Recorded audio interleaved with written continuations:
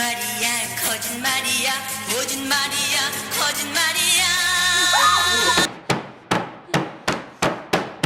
사랑도 거짓말 웃음도 Shine baru pindah ke kota yang namanya Miryang.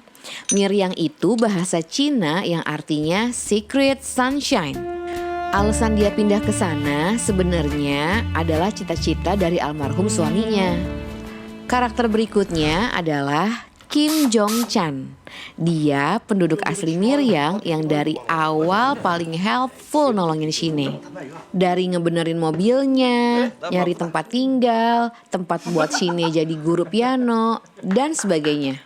Si Mr. Kim emang genuine, tapi gak dipungkiri dia juga naksir sama Shine yang cantik. Tapi baru juga Shine mulai membaur di Miryang, udah ada tragedi yang menimpa dia. Di tengah Shin yang sebenarnya masih terseok-seok buat move on dari tragedi kematian suaminya. Ajakan untuk ikut kebaktian akhirnya bikin dia jadi nemuin agama.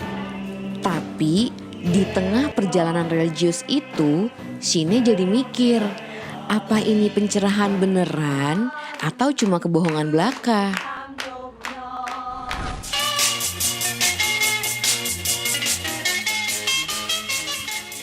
John Do-yeon itu aktris kesukaanku banget. Menurutku, dia salah satu aktris terbaik ever. Dan di sini dia dapat mainin karakter yang bukan protagonis pada umumnya. Karena karakternya Shine itu kalau ditelaah sebenarnya juga nggak bener. Dia pengen membaur tapi tetap mau ngerasa lebih baik dari yang lain. Padahal kelebihannya dia pun semua cuma rekayasanya dia yang juga untuk nipu dirinya sendiri. Sementara karakternya Song Kang Ho itu yang optimis, penuh harap, maju terus pantang mundur untuk dapetin hatinya Shine. Tapi dia gak pakai maksa. Dia tetap let it flow aja, yang penting tetap jadi orang yang baik. Momen paling menohok buat aku yang bikin film ini memorable itu adalah di waktu Shine udah dapat pencerahan dari agama. Terus dia mau memaafkan karakter penjahat di film ini. Ternyata si penjahat juga udah dapat pencerahan sendiri dan ngerasa udah dimaafkan sama Tuhan. Jadi dia gak perlu dimaafkan lagi sama Shine. Shine yang sempat merasa di atas langsung anjlok ditelan bumi. Wah, itu gila banget sih sutradara Lee Chang-dong bisa nemuin dan ngangkat angle itu. Bener-bener observasi yang detail soal perilaku manusia.